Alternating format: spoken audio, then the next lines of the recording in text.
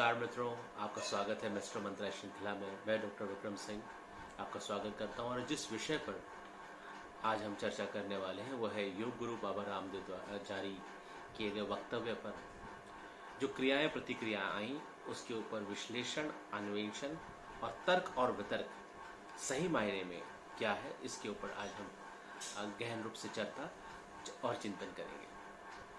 सबसे पहले हमें जानना जरूरी होगा कि इस चर्चा को एक अलग रूप और अलग रंग देने का प्रयास किया गया है। ये बात जितनी साफ नजर आती है उतनी साफ है नहीं, ये चित्र काफी धूमिल है। सबसे पहली बात, योग गुरु द्वारा स्वामी रामदेव द्वारा जारी बयान अपने आप में काफी निराशाजनक है। उनका ये कहना और विशेषकर एक चिकित्सा पद्धति, विशेषकर यहाँ पे हम एलोपैथी कहेंगे या मॉडर्न साइंस या मॉडर्न मेडिसिन चिकित्सा पद्धति पर सवालिया निशान खड़े करना अपने आप में लज्जास्पद भी है, घृणास्पद भी है। वो एक कदम आगे जाकर ये भी कहते हैं कि अगर ये चिकित्सा पद्धति इतनी सक्षम होती तो जिन डॉक्टरों की मौत इस कोरोना काल में हुई है, कोरोना काल में वो मौत नहीं होती। जहां पूरे समाज में, पूरे विश्व में कोरोना की महामारी फैली हुई है, हाहाकार मचा हुआ है, एक छोटा सा जीवाणु पूरी दुनिया में हाहाकार मचा चुका है जिसके बारे में कोई भी पहले से ज्ञात प्रतिज्ञात नहीं था।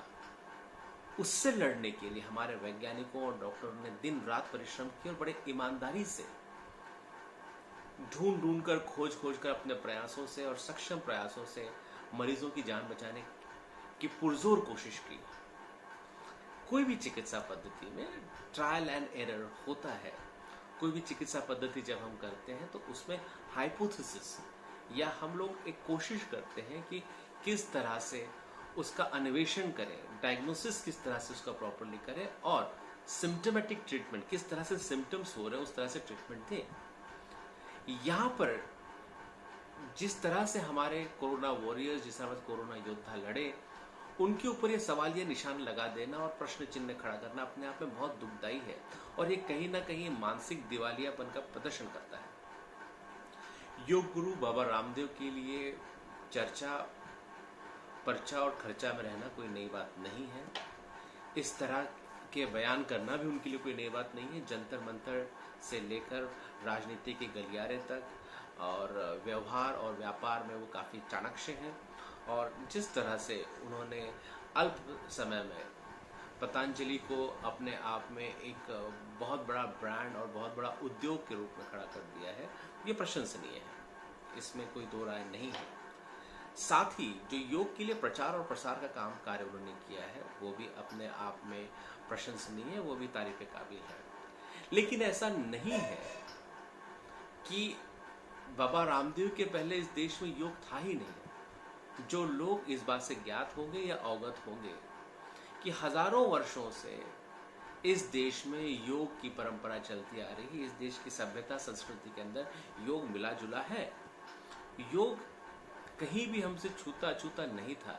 माध्यमों का जो प्रभाव अभी बढ़ा हुआ है उसको सही तरीके से इस्तेमाल बाबा रामदेव ने किया। अगर कुछ लोगों को याद होगा या जो पुरानी पीढ़ी के होंगे वो जानते भी होंगे किस तरह से लोग पहले मुंगेर के आश्रम में जाके ऑटोबायोग्राफी ऑफ योगी, अब बहुत लोगों ने पढ़ी होगी, किस तरह से लोग पहले मुंगेर के आश्रम में जाके, चित्मानंद के आश्रम में जाके योग अभ्यास करते थे, योग अभ्यास सीखते थे। महर्षि के ने जाकर किस तरह से अमेरिका में या यूरोपीय देशों में योग का प्रचार प्रसार किया। हमारे कई साधु संतों ने, कई ज्ञानी मुनि लोगों ने यूरोप, अमेरिका, इन देशों में जाके प्रचार प्रसार किया। पहले दूरदर्शन के समय में शायद सुबह सुबह प्रातःकाल जब आप टीवी खोलते थे तो 10 कदम, हंसा जी, इस तरह से योग के कार्यक्रम, योग प्राणायाम के कार्यक्रम होते थे और लोग उस तरह से उससे फायदा लेते थे। अचानक आने वाली जिस तरह से जनसंचार में जो क्रांति हुई है, उस क्रांति के बाद मीडिया, सोशल मीडिया और प्रचार प्रसार के माध्यम बढ़ने से लोगों के जन जन तक की ये बातें पहुंची और जिसको अच्छी तरह से बाबा रामदेव ने इस्तेमाल किया और लोगों के घर घर तक वो पहुंचे और योग का प्रचार और प्रसार किया।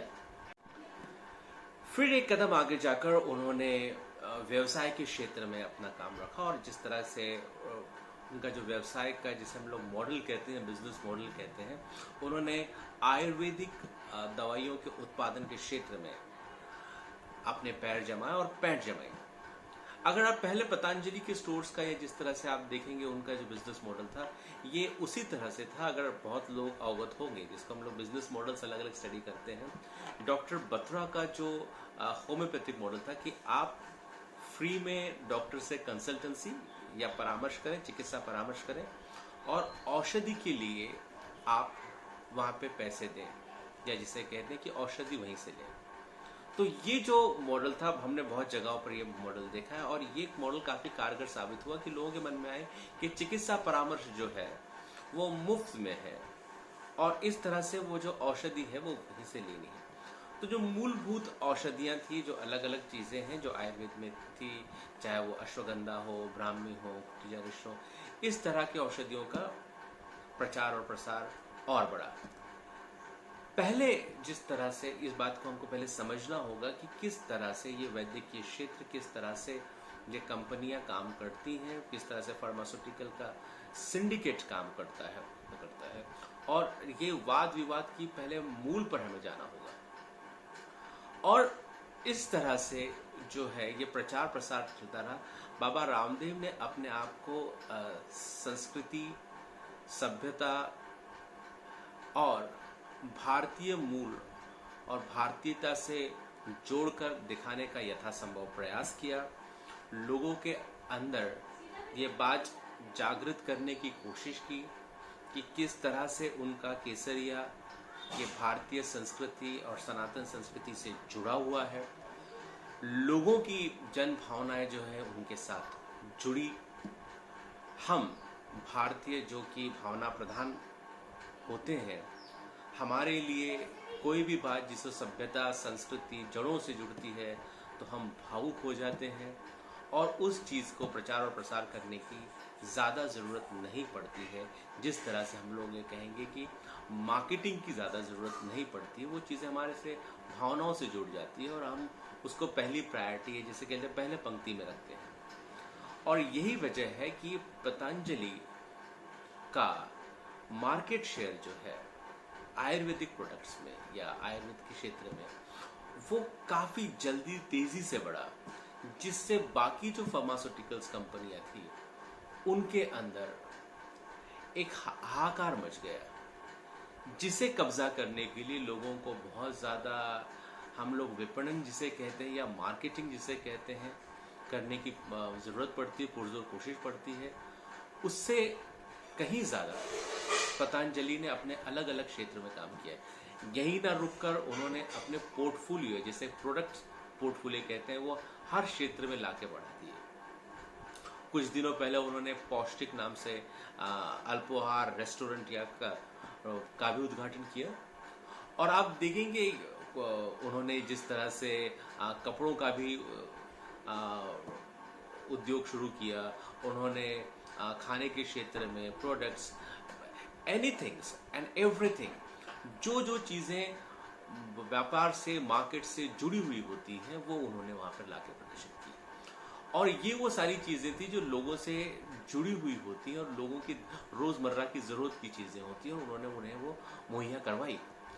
और जब ये प्रोडक्ट के सामने आए तो इस तरह से फिर मार्केट कंपटीशन या स्पर्धा मार्केट में बढ़ने लगी, और कहीं ना कहीं ज़्यादा से ज़्यादा मार्केट वॉल्यूम को कैप्चर करना या हमारा वहाँ पे आधिपत्य होना या हमें उसे संरक्षित रखना है, उसके ऊपर हमें कब्जा करना है, ये होड़ यहाँ पे नहीं।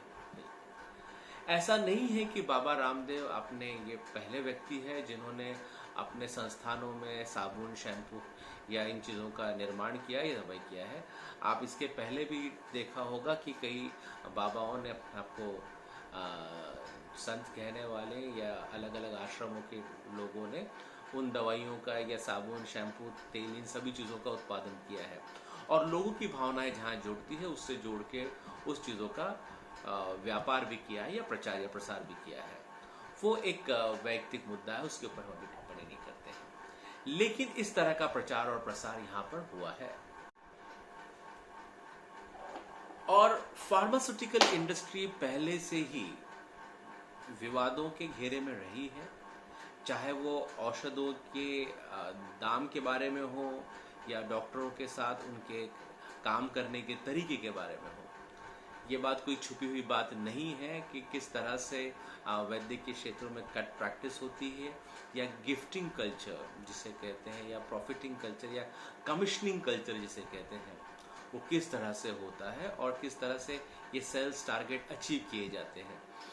चाहे वो क्रूज पैकेज से लेके फ्री ट्रिप हो, फॉरेन ट्रिप हो, या पिकनिक से लेके या बड़े बड़े तोहफे हो जो डॉक्टरों को भेंट स्वरूप में दिया जाता है, ये कोई बातें छिपी हुई नहीं है। लेकिन यही बात सच है ये भी आप नहीं कह सकते। बहुत सारे हमारे यहाँ पर चिकित्सक हैं, बहुत सारे डॉक्टर्स हैं जो काफ़ी इथिकल प्रैक्टिस कर सकते हैं, और कुछ ही गिने चुने लोग होंगे जो कि हर क्षेत्र में होते हैं कि जो अनइथिकल प्रैक्टिसेस या माल प्रैक्टिसेस करते हैं। और डॉक्टरी या पेशा ऐसा है जिसके अंदर वो जीवन से सीधे रूप से और सीधे रूप से जुड़ा हुआ है। और आपने देखा होगा कि जिस तरह से 12 वर्ष तपस्या करने, एक तप होता है, उससे ज़्यादा तपस्या एक डॉक्टर करता है अपने जीवन में सफल होने के लिए, अपने जीवन में उच्चांक पाने के लिए।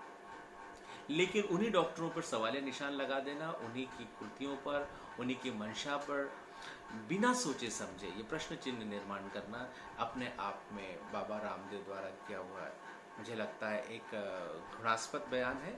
और अपने आप में उन्हें इसका विश्लेषण और चिंतन करना चाहिए कि क्यों इतने आसानी से लड़ते हुए कोरोना योद्धा के बारे में वो बेबाकी से बयान कर पाए। क्योंकि कहीं ना कहीं वो भय मुक्त हो गए कि उन्हें कहीं ना कहीं स्वामित्व का एहसास हो गया कि इस देश में जो वो कहेंगे, जो वो बोलेंगे, वही कायदा है, वही कानून है और वही सिद्ध है। उन्हें रोकने वाला, उन्हें टोकने वाला कोई है नहीं। हालांकि माननीय स्वास्थ्य मंत्री ने उनसे चिट्ठी लिखकर उनसे माफ़ी मांगी, उनसे कहा कि आप अपने बयान को वापस लें, और जो उन्होंने स्वामी रामदेव ने तोड़ मरोड़ कर या फिर से 25 सवालों की एक यादी, एक लिस्ट जारी करके बात की, तो कहीं ना कहीं ये बात सामने नज़र आती है कि इन दो भागों का विभाजन करने की प्रयास किया जा रहा है, जैसे एलोपैथी और आयुर्वेदिक, इन दो पैथीज में युद्ध करवाने का प्रयास किया जा रहा है, इन दो पैथीज को बांटने का प्रयास किया जा रहा है। इसकी जड़, इसकी मूल और बहुत गहरी है। लेकिन पहले बात जानने की ये कोई भी पैथी, चाहे वो आयुर्वेदिक हो, एलोपैथी हो, होम्योपैथी हो, यूनानी हो, सिद्धा हो, ये जो है ये आपके आस्था और आपके चॉइस, ये आपके चुनाव का हिस्सा है, ना कि जोर जबरदस्ती का। आप जिस समाज में रहते हैं, परिवेश में रहते हैं, ये आपको पूरा स्वातंत्र है कि आप कौन सी पैथी लें।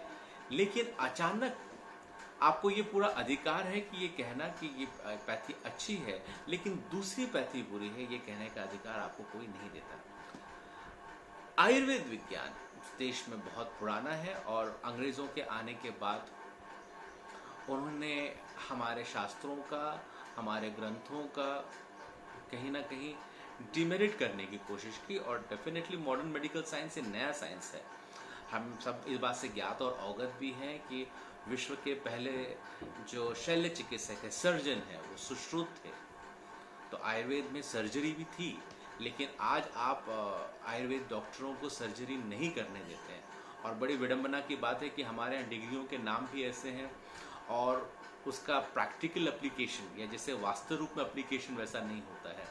अगर आप MBBS कहते हैं तो bachelor of medicine, bachelor of surgery, BMS कहते हैं bachelor of Ayurvedic medicine surgery, bachelor of homeopathic medicine surgery, यूनानी मेडिसिन सर्जरी।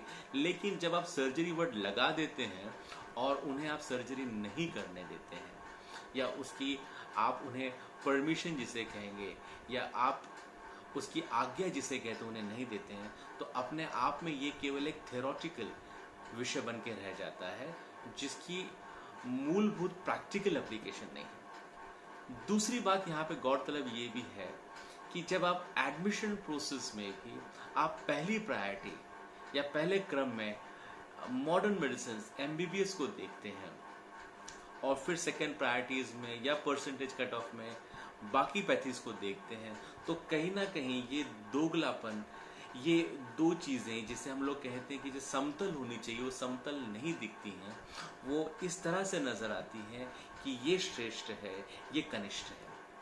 और यही मानसिकता जो है ये आगे जाके भयावह रूप ले लेती है।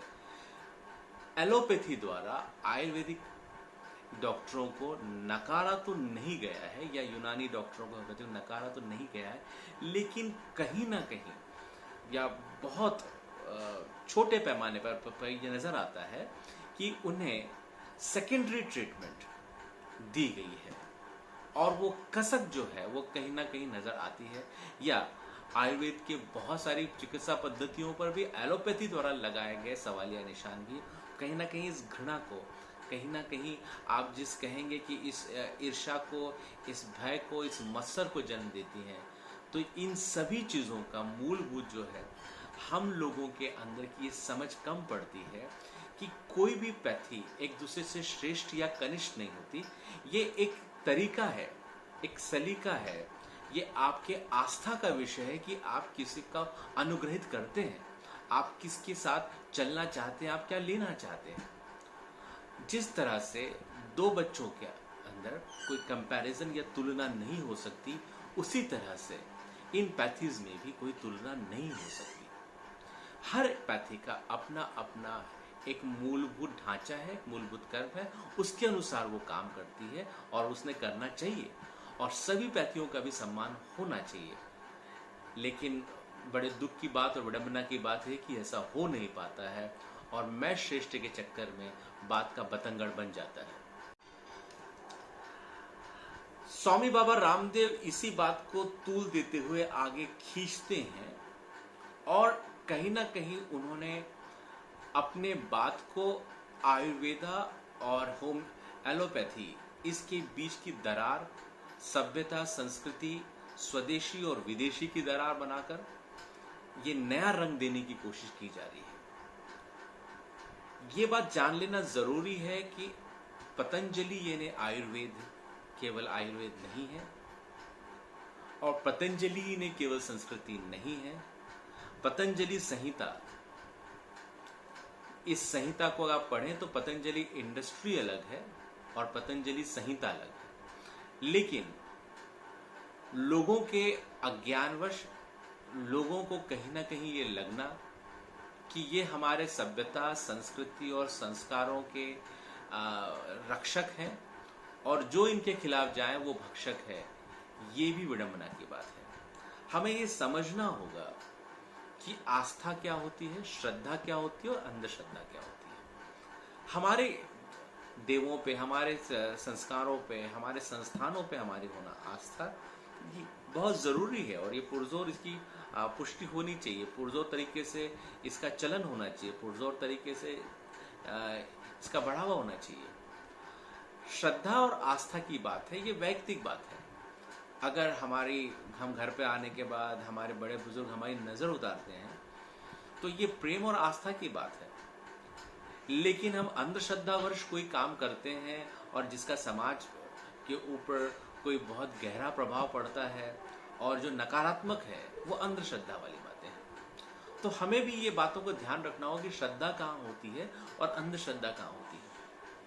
हम श्रद्धापूर्वक अपने कर्तव्यों का निर्वाह करें, और जो भी काम, जो भी कार्य हमें दिए गए हैं वो पूरी ईमानदारी से करें, तो अपने आप समाज और राष्ट्र एक नए निर्माण की ओर जाएगा, एक सजग निर्माण की ओर जाएगा। स्वामी रामदेव का ये कहना कि इन्होंने पतंजलि पर आघात किया है तो वो देश पर आघात हो गया, हमारी सभ्यता संस्कृति पर आघात हुआ, ऐसी बात नहीं है। और वो जो कह रहे हैं कि अगर ये डॉक्टर इतने सक्षम होते हैं तो अपने जीवन को बचा लेते हैं, तो ये उसी तरह से बात हुई कि आपके डॉक्टर को खुद चश्मा कैसे लग गया। ये उसी तरह से बात हो गई कि भाई डॉक्टरों की मौत कैसे हो गई। हम लोग जो सभी जीव हैं वो जीवन मरण के इस खेल में आए हैं, और इस तरह से ये जो शहीद हुए डॉक्टर हैं, आप उनका अपमान कर रहे हैं। उन्होंने एक विषाणुओं से, कीटाणु से लड़ते हुए अपने प्राण त्याग दिए, और आज इस तरह से उनकी हंसी उड़ाना, उनका मजाक उड़ाना, ये अपने आप को स्वामी या संत कहलाने व्यक्ति से एक अशोभनीय व्यवहार है। मुझे लगता है कि यहाँ पे थोड़ा सा सामंजस्य, थोड़ी सी सज्जनता और थोड़ी सी अ, जिसे हम लोग कहेंगे सीरियसनेस, संजीदगी दिखाने की यहाँ ज़रूरत है। और केवल अपना व्यापार बढ़ाने के लिए, केवल मार्केट वॉल्यूम को और प्रचार प्रसार कंट्रोल करने के लिए और व्यापक रूप से लोगों में भ्रम फैलाने का ये काम, ये नहीं होना चाहिए। साथ ही में ये जिम्मेदारी हर जनमानस की है कि अपने वो वैज्ञानिक दृष्टिकोण और चिकित्सा पद्धति को उजागर रखें, जांच लें, परख लें। वैज्ञानिक दृष्टिकोण का अर्थ ये नहीं होता कि अब हर चीज़ पर प्रश्न या सवालिया निशान लगाते जाएं, और आस्था का अर्थ ये नहीं होता कि आप अंधश्रद्धा में बहते जाएं। ये बीच में जो स्वर्ण मध्य होता है कि आप सत विवेक बुद्धि से सोचें और खुद निर्णय लें, तभी ये समाज पूर्ण रूप से विकसित हो सकता है। अगर हम ये नहीं कर पाए तो शायद वो दिन दूर नहीं कि जिस तरह से डॉक्टरों पर हमले हो रहे हैं, कि खुदा न खास्ता कुछ ऊपर नीचे उतार चढ़ाव हो जाता है, डॉक्टरों पर हमले हो जाते हैं। ये हमले उन मंत्रियों पर क्यों नहीं होते जो अपना कार्य पूरा नहीं कर पाते? उन भ्रष्टाचारी मंत्रियों पर क्यों नहीं हो पाते? उन कॉन्ट्रैक्टर पर क्यों नहीं हो पाते हैं जो बेफिजूल में टोल वसूल करते हैं, जिनके रास्तों की मरम्मत नहीं हो पाती है? उन लोगों पर क्यों नहीं होते जो अपने कर्तव्य और कार्यों का निर्वाह नहीं करते? एक डॉक्टर को सॉफ्ट टारगेट करके ट्रीट करना, उसकी शालीनता को कहीं ना कहीं नपुंसकता समझना और उसका इस तरह से अवहेलना करना और अपमान करना, ये जो नया ट्रेंड और फैशन बन चुका है, ये कहीं ना कहीं रोकना होगा। हम लोग वैद्य चिकित्सकों को, डॉक्टरों को भगवान का दूसरा रूप मानते हैं क्योंकि वो जीवन देने का काम करते हैं, और बिना आस्था, प्रेम और विश्वास के ये दोनों तरफ से संबंध नहीं चल सकता। हर क्षेत्र में अच्छे बुरे लोग पाए जाते हैं। इसका अर्थ ये नहीं है कि हम उस समूह विशेष को, उस वर्ग विशेष को या उस पूरे व्यवसाय के ऊपर ही एक काला सवालिया निशान लगा दें। हमें यथाच संभव प्रयास करना होगा, चिंतन और मनन करना होगा कि इन डॉक्टरों को, इन वैद्यकीय वैज्ञानिकों के भरोसे ही आज हम इस कोरोना की महामारी से लड़ पा रहे हैं, जीत पा रहे हैं और जी पा रहे हैं। अगर इस तरह की अपमान और अवहेलना एक प्रतिष्ठित व्यक्ति द्वारा, एक समझदार व्यक्ति द्वारा की जाएगी तो अपने आप में ये बहुत ही घृणास्पद है। जिस तरह से स्पाइडरमैन मूवी में आपने देखा, उन्होंने कहा था कि with great power comes the great responsibilities, तो उसी तरह से बड़े चीज़ों और बड़े पदों के साथ बड़ी जिम्मेदारियाँ भी साथ में आती है।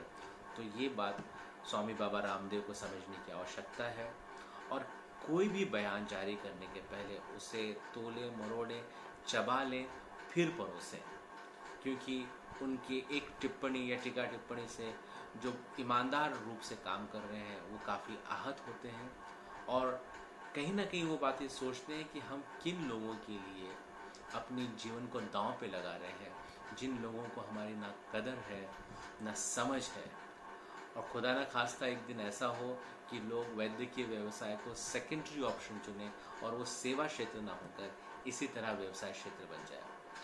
तो आइए अपने अंतर्मन में झांकते हैं, टटोलते हैं और यथासंभव प्रयास करते हैं कि हम इस कोरोना की महामारी से लड़ें और सत्सद विवेक बुद्धि से और विवेकपूर्ण व्यवहार से आगे बढ़े। सरद धन्यवाद। अनायासी संस्कृत का एक श्लोक मुझे यहाँ याद आ रहा है कि कार्यर्ति भजते लोकः यावत् कार्य न सिद्धति उत्तीर्ण च परे पारे नौकाय कीमहि प्रयोजनम। अर्थात जिस तरह से नौका विहार करने के बाद, किनारे पे पहुंचने के बाद नौका को भुला दिया जाता है, और जो भी मल्लाह या नाविक, उसकी जो प्रशंसा होती रहती है वो अचानक भुला दी जाती है, उसी तरह से डॉक्टरों का काम होने के बाद उनके प्रति कृतज्ञहीन व्यवहार रखना या ये निंदनीय है और अपने आप में बहुत लज्जास्पद भी है।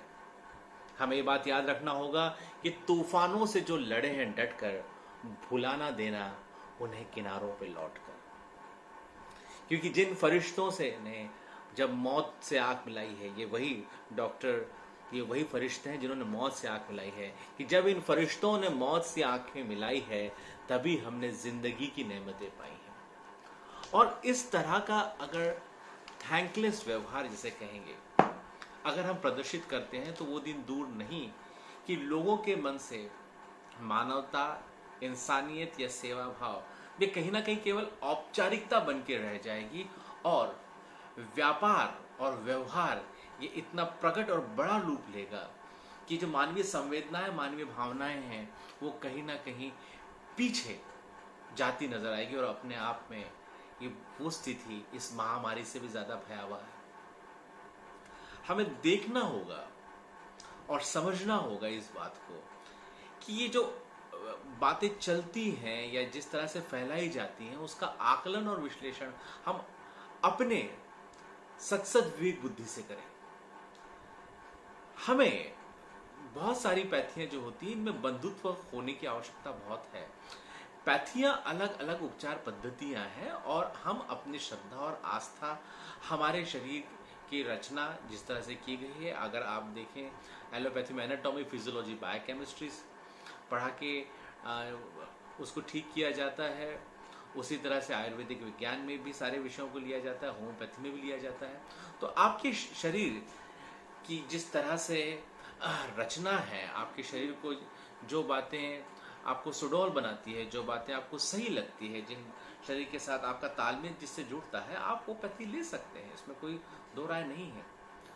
लेकिन एक पैथी लेने से दूसरे पैथी की निंदा करना अपने आप में ये कोई समझदारी की बात नहीं होगी। यहां ये बात भी हमें जाननी पड़ेगी कि जो एलोपैथी के, मॉडर्न मेडिसिन के प्रैक्टिशनर्स हैं वो भी कहीं इस बात का ध्यान रखें कि दूसरी पैथी या अल्टरनेटिव मेडिसिन प्रैक्टिस करने वालों को वो छोटा, औंचा या दूजा भाव ना दें। ये सम्मान और सत्कार जब वो खोते हैं या उन्हें वो नहीं प्राप्त होता तो कहीं ना कहीं एक ईर्ष्या या द्वेष की भावना जो अल्टरनेट मेडिसिन प्रैक्टिस कर रहे हैं या चिकित्सा पद्धति का उपयोग कर रहे हैं उनके मन में पनप सकती है। हमारे यहाँ पे बहुत सुंदर और सजग और अच्छे उदाहरण है कि अलग अलग पैथीज ने भी अलग अलग विकारों में, अलग अलग विषयों में बहुत सुंदर नतीजे दिए हुए हैं।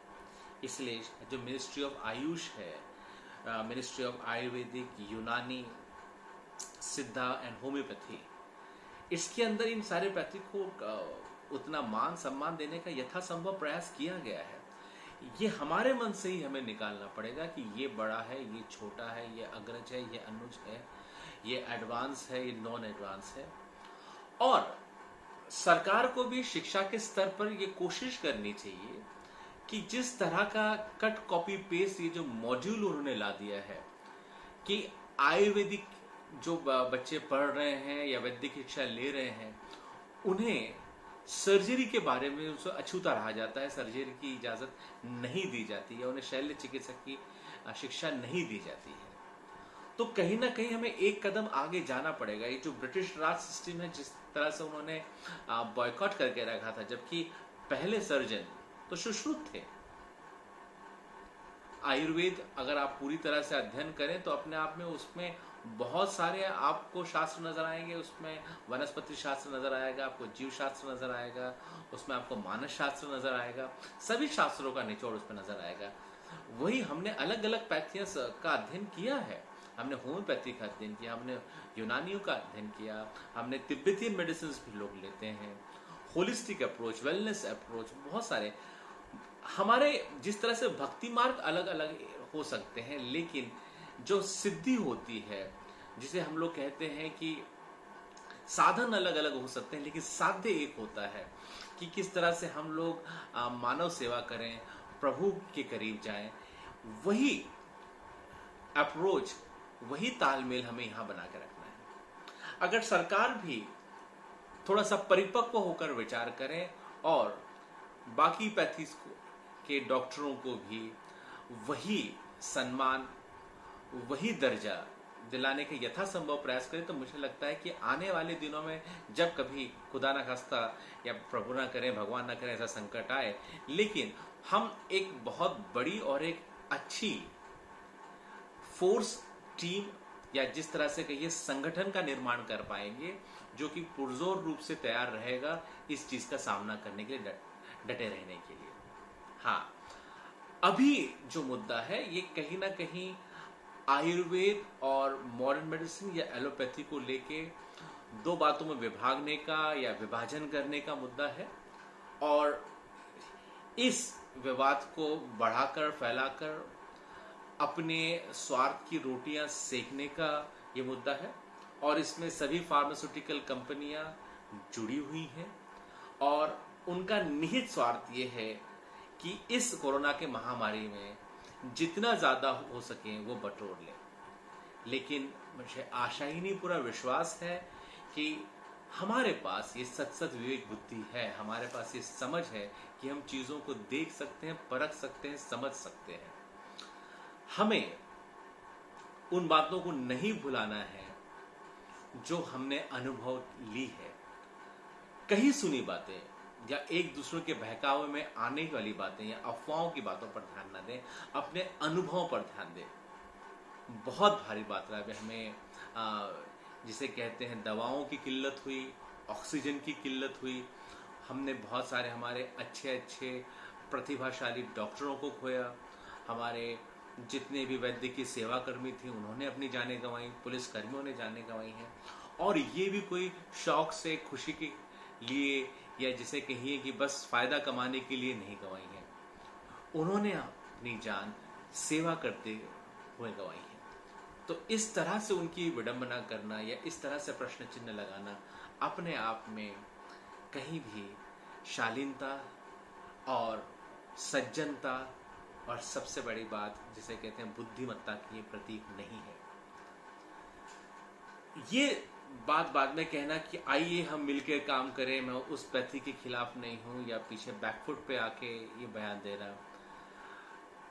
स्वामी रामदेव या बाबा रामदेव को भी चाहिए कि वो अपना मन बड़ा करें, सोचें और समझें, और ऐसे संकट काल में जब लोग उन पर विश्वास रखते हैं, एक आस्था रखने वाला उन पर वर्ग है, तो उन्हें सन्मार्ग दिखाएं, उनकी सही दिशा और दशा दिखाएं, ना कि उन्हें गुमराह करें और उनके मन में और शंका और कुशंकाएं पैदा करें। क्योंकि शक का इलाज हकीम लुकमान के पास भी नहीं था, ऐसे कहते हैं। और इस तरह से अगर ये शक और शुबा बढ़ता गया तो दवाई भी जहर का काम करेगी। हमें सभी को मिलकर ये जंग जीतनी है और लड़नी है।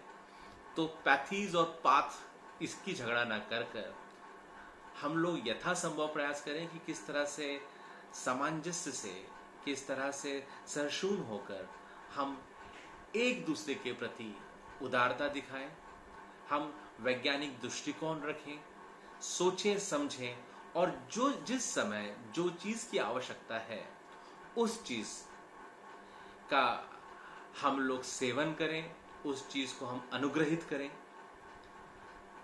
इन इमरजेंसीज जिसे हम लोग कहते हैं कि बिल्कुल अभी कुछ हो नहीं सकता, अभी सर्जरी हमें डायरेक्ट करनी है और हमको एलोपैथी की मदद लेनी है, तो हमें लेनी चाहिए।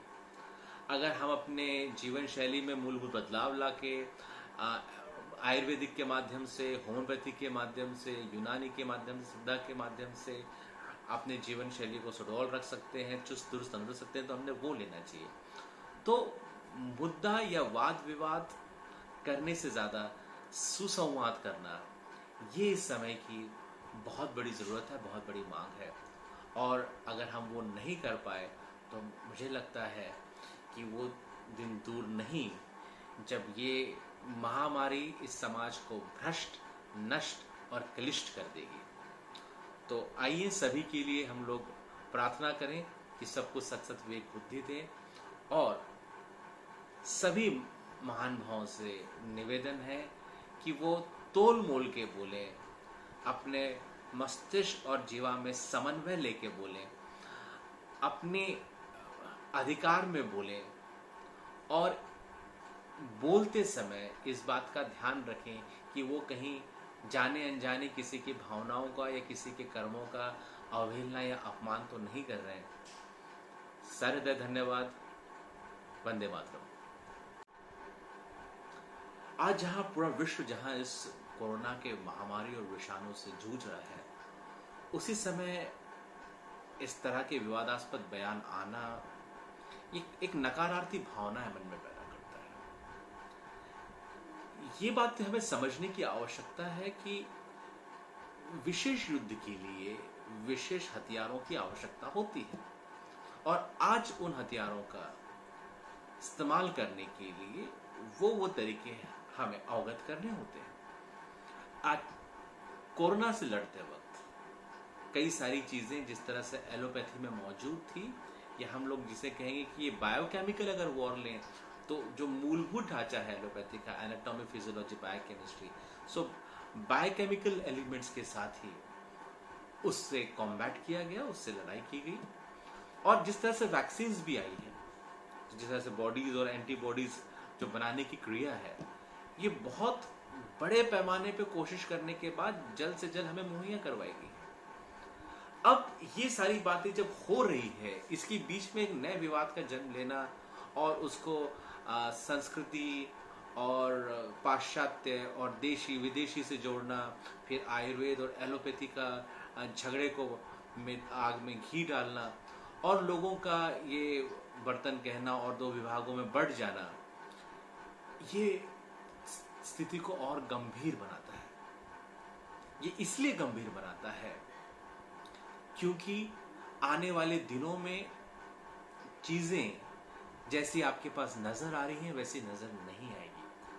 कोरोना के बाद का जो विश्व होगा वो बहुत बदला हुआ विश्व होगा, जिसमें अंदर हमें और ज्यादा समझदार होना होगा, ना कि नासमझी की हुई हमारी हरकतें हमें बहुत बड़ी कीमत चुकानी पड़ेगी। हमें अपने डॉक्टरों को और प्रशिक्षित करना पड़ेगा, हमें अपने विज्ञान को एक कदम और आगे ले जाना पड़ेगा, कई कदमों आगे सोचना पड़ेगा, तभी जाके ये अलग अलग विषाणु, आपने देखा पिछले कई गत वर्षों में अलग अलग विषाणु है। H1N1 स्वाइन फ्लू आया, उसके पहले आपने देखा होगा चिकनगुनिया आया था, और इस तरह के रेगुलर कोई ना कोई विषाणु या कोई ना कोई महामारी, कोई ना कोई चीजें आती रहती है। कुछ वर्षों पहले हम लोगों ने प्लेग भी देखा सूरत में, जो कि बहुत भयानक स्थिति में था। और इसके लिए भारत जैसे बड़े राष्ट्र में हमें एक बड़े वैद्यकीय सेवकों की आवश्यकता है, और जो कि हर क्षेत्र से होने चाहिए, जरूरी नहीं कि वो एलोपैथी से ही हो। और अगर हम उनके लिए ये सम्मान, हम उनके लिए आदर दिखाएं और हमारा ढांचा, मूलभूत ढांचा जो शिक्षा क्षेत्र का ढांचा है उसे सुधारें, तो इसमें कोई दो राय नहीं है कि भारत जैसा सुजलाम सुफलाम और महान देश दुनिया में कोई नहीं हो सकता।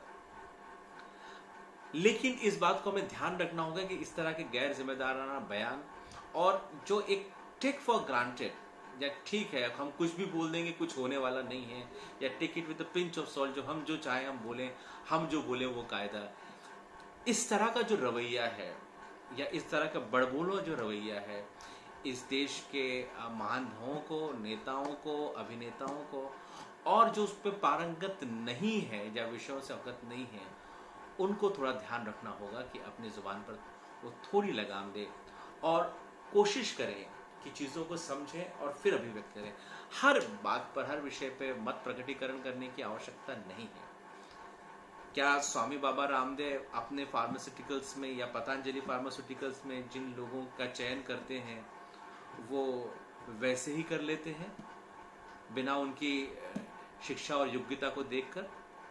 क्या साइंटिस्ट की योग्यता बिना देखें कि M pharm, B pharm scientist जो हैं, या जो रिसर्च पेपर जो पब्लिश किए जाते हैं राष्ट्रीय अंतर्राष्ट्रीय स्तर पर, क्या वो वैसे ही कर दिए जाते हैं?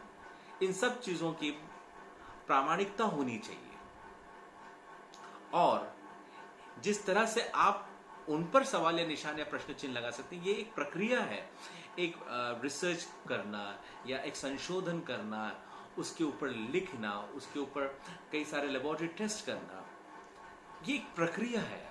आप उस प्रक्रिया के ऊपर प्रश्न चिन्ह लगाकर, उसके ऊपर सवाल या निशान खड़ा कर आप कहीं ना कहीं उन्हें हतोत्साहित कर देते हैं और हमारे वैज्ञानिक दृष्टिकोण का भी अपमान करते हैं।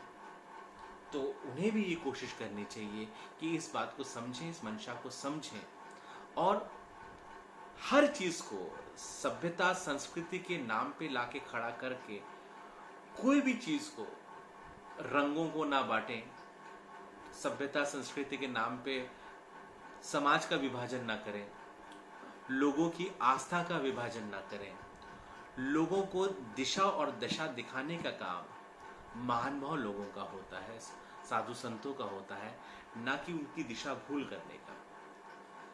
जब सारी नदियां मिल जाती हैं तब एक समुद्र रूप लेता है और समुद्र मंथन के बाद ही अमृत बाहर निकलता है। इसी तरह से सभी ज्ञान का मिलने के बाद ही ज्ञान अमृत बाहर निकलेगा और उस ज्ञान अमृत को चखने के लिए, उसका प्राशन करने के लिए हमारे मन के सारे ये विषैले विष हमको बाहर निकाल के फेंकने होंगे, अपने आत्मचिंतन करना हो, मनन करना होगा और तभी जाके इस अमृत का हम प्राशन कर पाएंगे और अपने जीवन को द्वैदीप्यमान और अमृतुल्य बना पाएंगे। अमरत्व ये किसी के पास नहीं है, लेकिन शरीर को संभालना, अपने स्वास्थ्य को संभालना और अपने स्वास्थ्य को स्वस्थ रखना ये हमारे हाथ में है। और इसकी यथासंभव प्रयास करने के लिए जो जो चीज़ें और जिन जिन चीज़ों की हमें ज़रूरत लगती है या जिन जिन सामग्रियों की हमें ज़रूरत लगती है, जिस जिस मार्गदर्शन की ज़रूरत होती है, वो हमारे पास मौजूद होना चाहिए।